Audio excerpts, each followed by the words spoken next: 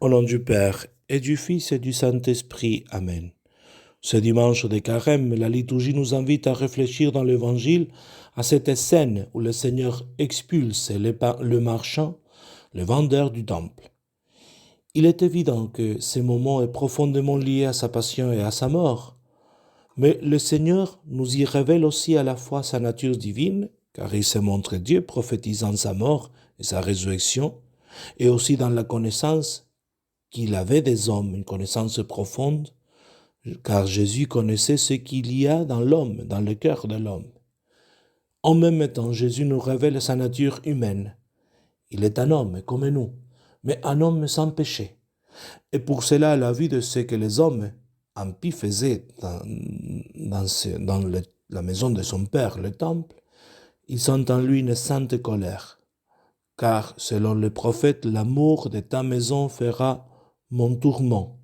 C'est-à-dire, l'amour me consume, me dévore cet amour. Et son zèle fait justice envers le temple de son Père avec la profanation du temple.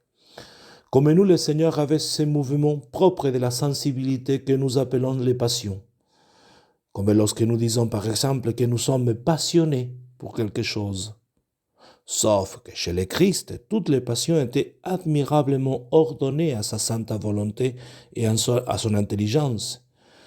Et c'est pour cela que lorsqu'il est en train de chasser tous les marchands à coups de fouet et de renverser le comptoir des monnaies, il s'arrête pourtant devant le vendeur de colombes.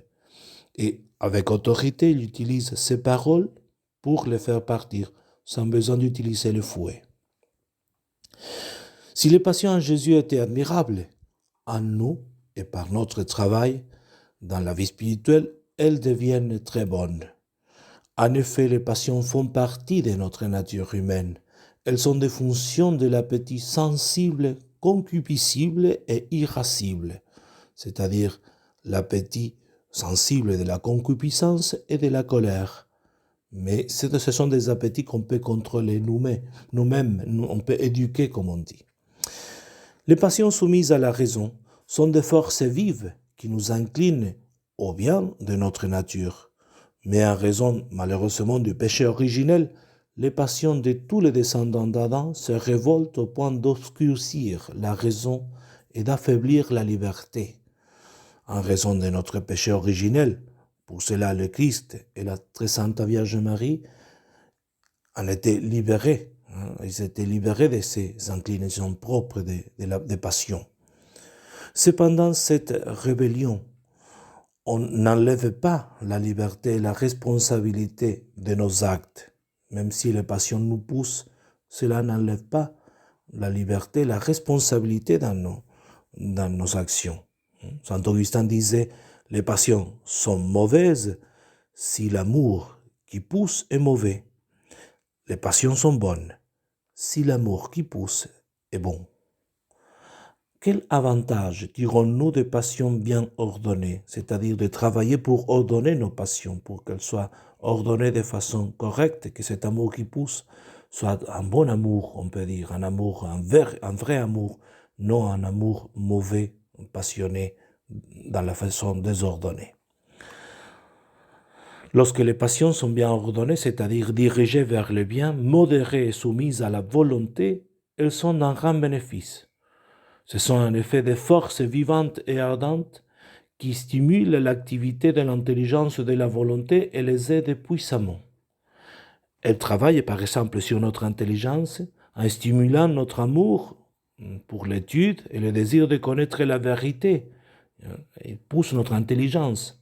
Quand on a une passion, on est passionné pour quelque chose, au bon sens du mot, on se fait tous yeux, toute oreille, tout pour le mieux comprendre. C'est-à-dire, on ouvre tous les sens pour mieux comprendre, pour mieux connaître les choses. Notre esprit perçoit clairement la vérité et la mémoire est plus tenace à le retenir. Ce sont tous les travaux. Tous sont des travaux des passions bien ordonnées.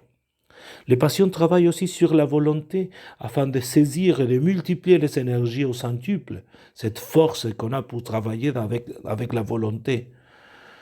Ce qui est en effet fait avec amour, on le fait mieux, avec plus d'attention et de persévérance, et avec de meilleurs résultats vraiment.